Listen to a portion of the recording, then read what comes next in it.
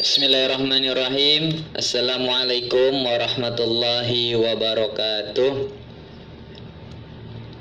Alhamdulillahirabbil alamin, wassalatu wassalamu ala syafil anbiya'i wal mursalin sayyidina Muhammadin wa ala alihi wa sahbihi ajmain, amma ba'du.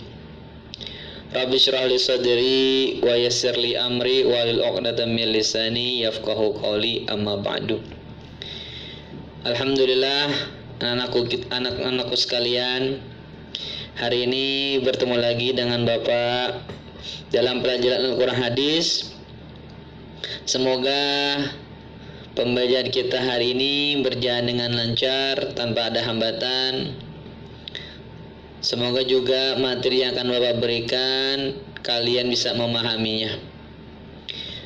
Anak-anakku sekalian, sebelum kita mulai pembelajaran hari ini, alangkah baiknya kita berdoa semoga pembelajaran hari ini berjalan dengan lancar dan kalian juga bisa memahaminya pembelajaran yang akan Bapak ajarkan.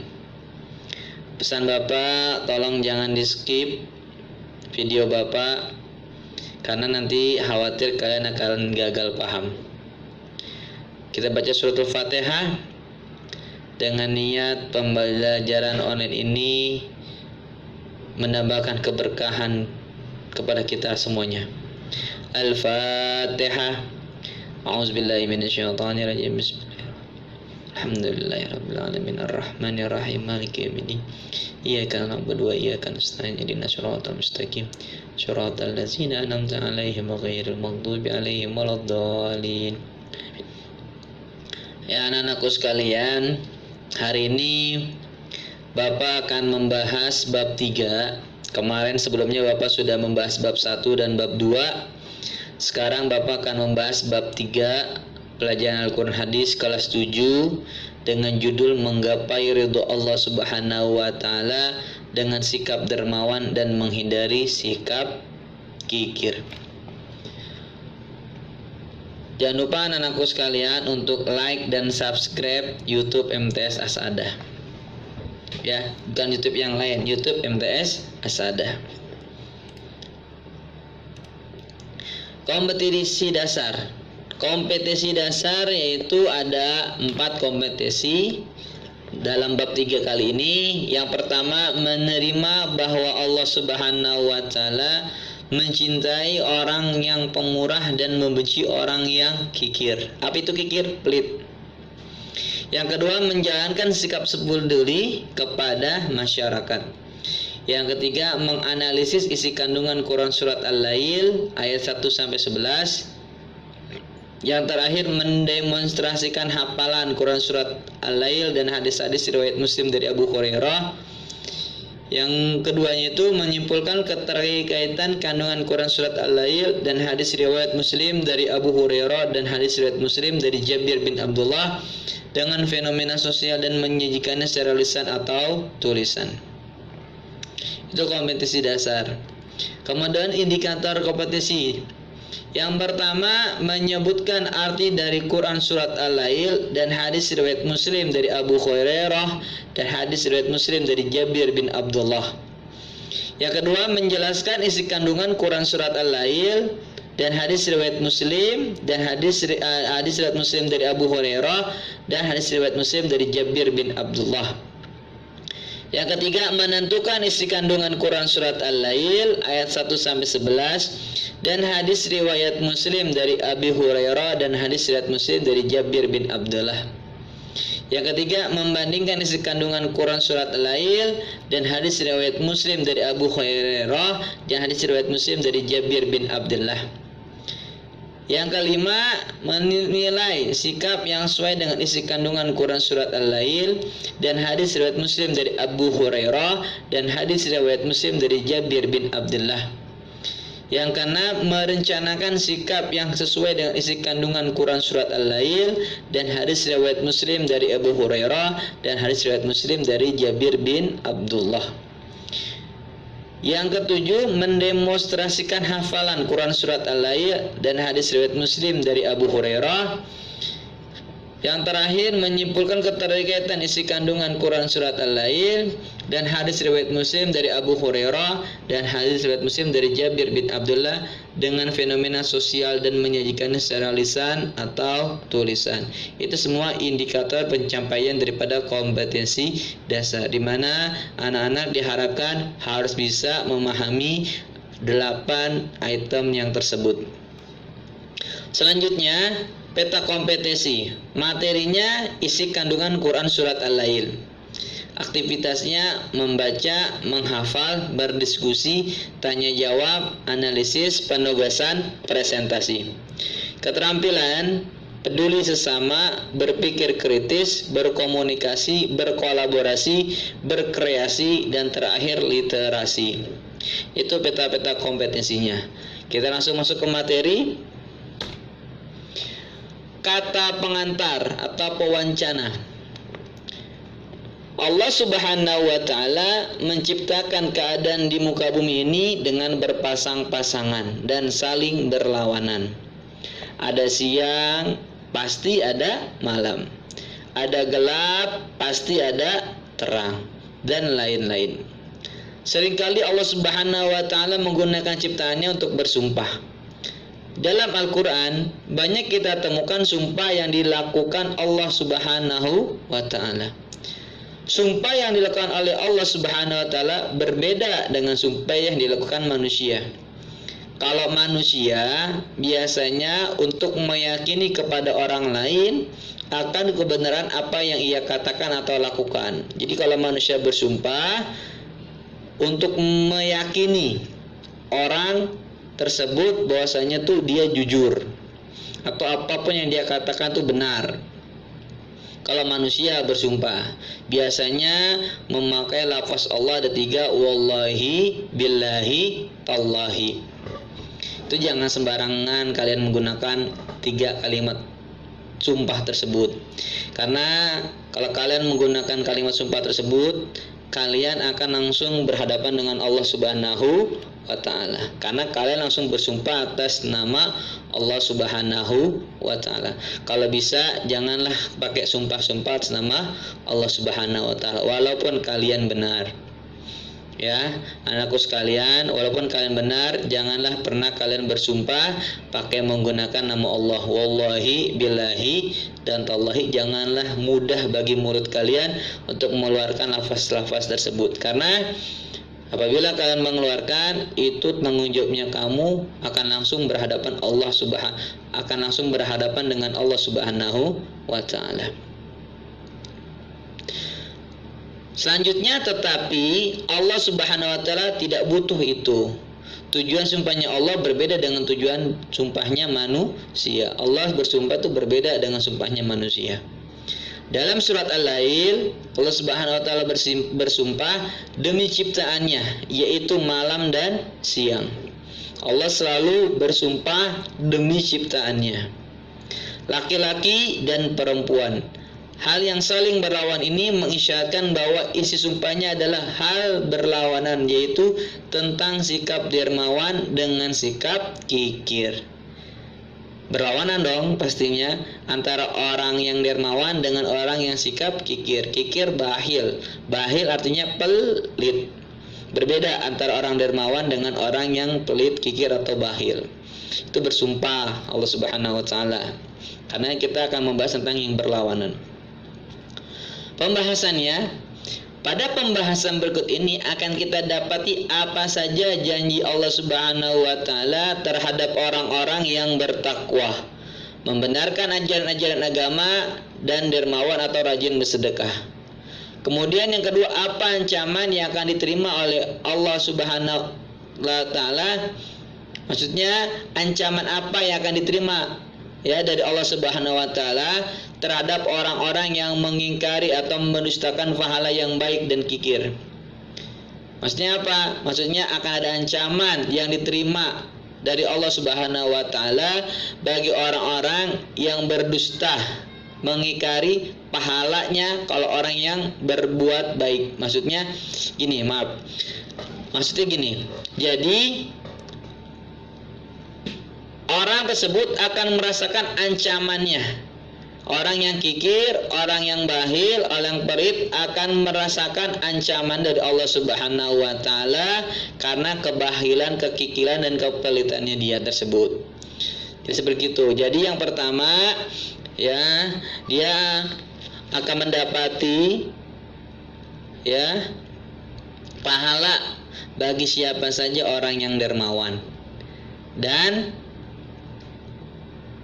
akan menerima ancaman bagi siapa saja yang bersifat pelit. Jadi orang yang bersifat dermawan akan mendapatkan pahala, ganjarannya apa, dan orang yang bersifat pelit akan mendapat ganjarannya seperti apa. Nanti kita akan bahas.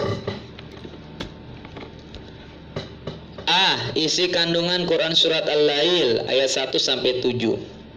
Anakku sekalian, ayo kita baca bersama-sama. A'udzu billahi minasyaitonir rajim. Bismillahirrahmanirrahim. Wal laili idza yaghsha wan nahari idza tajalla wa ma khalaqadz dzakara wal untha inna sa'yakum lasyatta fa amma man a'ta wattaqa wa saddaqa bil husna fasanuyassiruhu lil yusra. Shadaqallahul azim.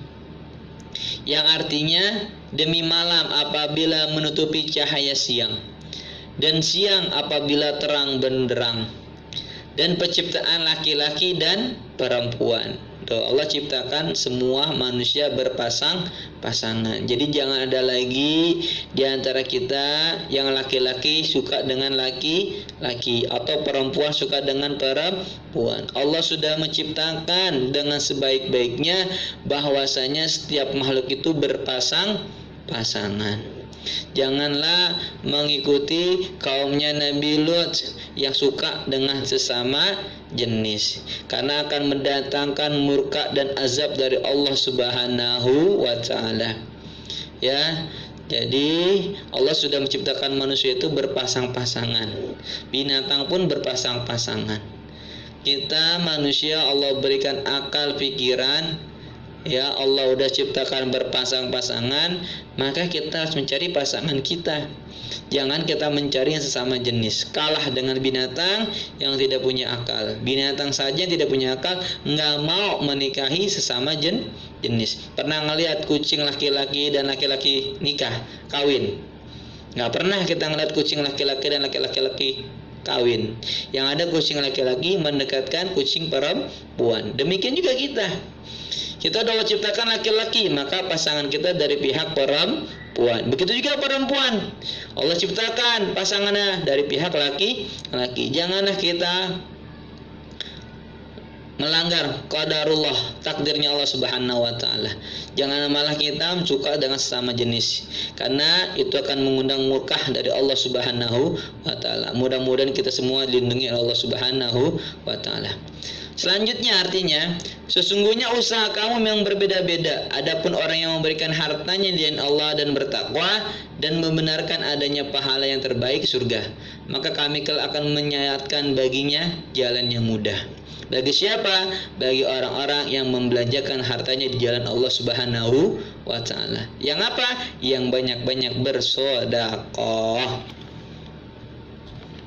Pembahasan selanjutnya, menurut Abu Fida Imaduddin Ismail yang lebih dikenal dengan Ibnu Katsir, dalam tafsirnya menjelaskan bahwa Allah Subhanahu wa taala telah bersumpah, walaili idza yaksha, demi malam apabila menutupi atau cahaya siang, yakni apabila menutupi makhluk dengan kegelapannya, wan nahari idza tajalla, dan siang apabila terang benderang, yakni dengan cahaya dan sinarnya, wa ma khalaqadz dzakara wal unsa, dan penciptaan laki-laki dan perempuan, inna sa'yakum lasyattah, sesungguhnya memang berbeda-beda, yakni berbagai amal perbuatan hamba-hambanya yang mereka kerjakan saling bertentangan dan juga bertolak belakang, di mana ada berbuat kebaikan dan ada juga yang berbuat keburukan.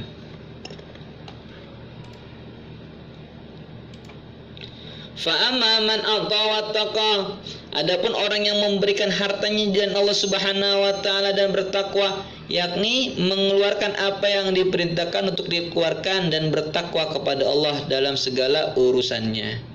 Jadi mengeluarkan hartanya itu apa yang sudah Allah perintahkan untuk jalan ketakwaan dia kepada Allah Subhanahu wa taala. Wa saddaqa bil husna, dan membenarkan adanya pahala yang baik, yakni diberi balasan atas semuanya itu. Fasanuyassiruhu lil yusra, maka kami kelak akan menyiapkan baginya jalan yang mudah. Ibnu Abbas mengatakan yakni menuju kepada kebaikan. Allah Subhanahu wa taala telah bersumpah demi malam dan siang, demi penciptaan laki-laki dan perempuan.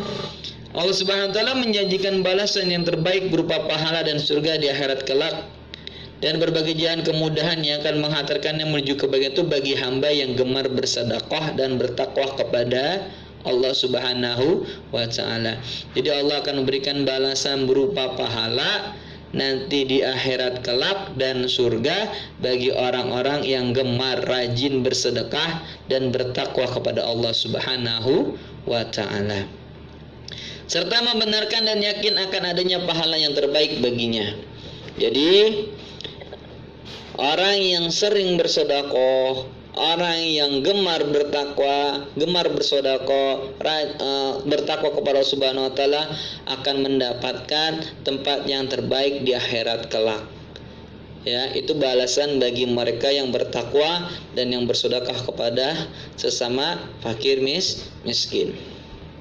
Niatnya ingat harus karena Allah Subhanahu wa taala. Yang kedua, isi kandungan hadis. Rasulullah Shallallahu alaihi wasallam menjanjikan kemuliaan dan derajat yang tinggi bagi orang yang dermawan sebagaimana sabda beliau. An Abi Hurairah an Rasulillah sallallahu alaihi wasallam qala ma naqadat sadaqatun min mali wa ma zadallahu abadan bi afwi illa izza wa ma tawaddu ahadun lillahi illa rafa'allah.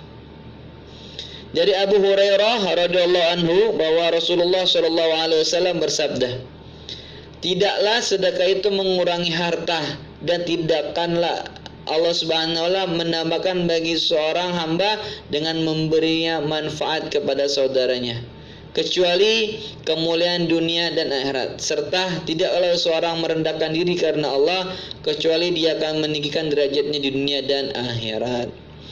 Jadi orang yang bersedekah hartanya insya Allah tidak akan bakalan berkurang.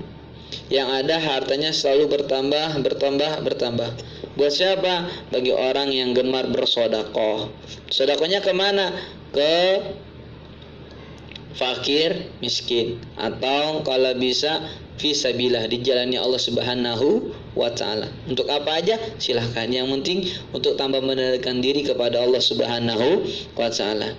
Kemudian apalagi? Seseorang merendahkan, dan tidaklah Allah merendahkan diri seseorang kecuali dia akan mendidikannya nanti di akhirat. Apabila orang direndahkan nama Allah di dunia, ya, dengan serendah-rendahnya nanti Allah akan tinggikan derajatnya di dunia. Maaf. Serta tidaklah seorang merendahkan diri karena Allah Subhanahu wa taala kecuali dia akan meninggikan derajatnya di dunia dan akhirat. Ya. Jadi seorang merendahkan diri, kita merendahkan diri kepada Allah Subhanahu wa taala, Allah akan mengangkat derajat kita di dunia dan di akhirat. Kita harus merendahkan diri kepada Allah Subhanahu wa taala, yang dimaksud dengan tawadhu. Kita merendahkan diri kita kepada Allah, merasa hina, Allah akan meninggikan derajat kita nanti di dunia dan di akhirat, sebagaimana sabda Nabi Muhammad sallallahu alaihi wasallam. Abdullah bin Nasim menjelaskan bahwa arti tidak berkurangnya harta dengan sedekah adalah dengan tambahan keberkahan yang Allah Subhanahu wa taala jadikan pada harta, dan terhindarnya harta dari hal-hal yang akan merusaknya di dunia. Juga dengan didapatkannya pahala dan tambahan kebaikan yang berlipat ganda di sisi Allah Subhanahu wa taala. Di akhirat kelak, meskipun harta tersebut berkurang, tetapi kasat mata Allah Subhanahu wa taala berfirman, wa ma anfaqtum min syai'in fa huwa yukhlifu wa huwa khairur raziqin. Dan apa saja yang kamu nafkahkan atau sedekahkan, maka Allah Subhanahu wa taala akan menggantikannya, dan dialah pemberi rezeki yang sebaik-baiknya. Quran surat Sabah ayat 39.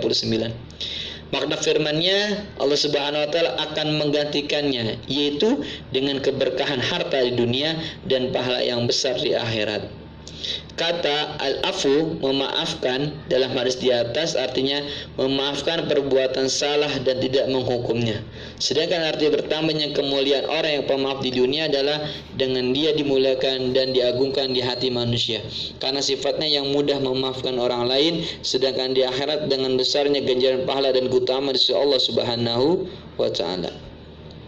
Arti tawadhu, merendahkan diri, karena Allah Subhanahu wa taala adalah merendahkan diri dari kedudukan yang mestinya pantas bagi dirinya, untuk tujuan menghilangkan sikap ujub, bangga terhadap diri sendiri, dengan niat mendekatkan diri kepadanya dan bukan untuk kepentingan duniawi.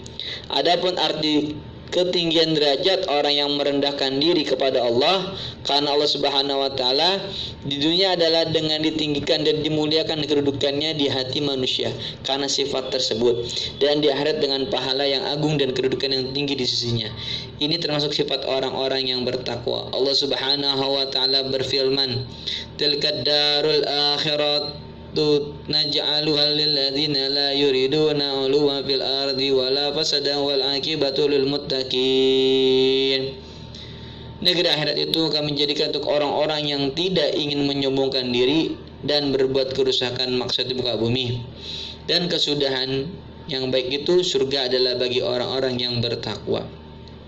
Jadi orang yang merendahkan diri, tawadhu, merendahkan diri kepada Allah karena Allah, nanti Allah akan muliakan dia di hadapan manusia, di hatinya manusia, dan Allah akan memuliakan dia juga nanti di akhirat. Itu maksud yang tadi kata maksud daripada tawadhu.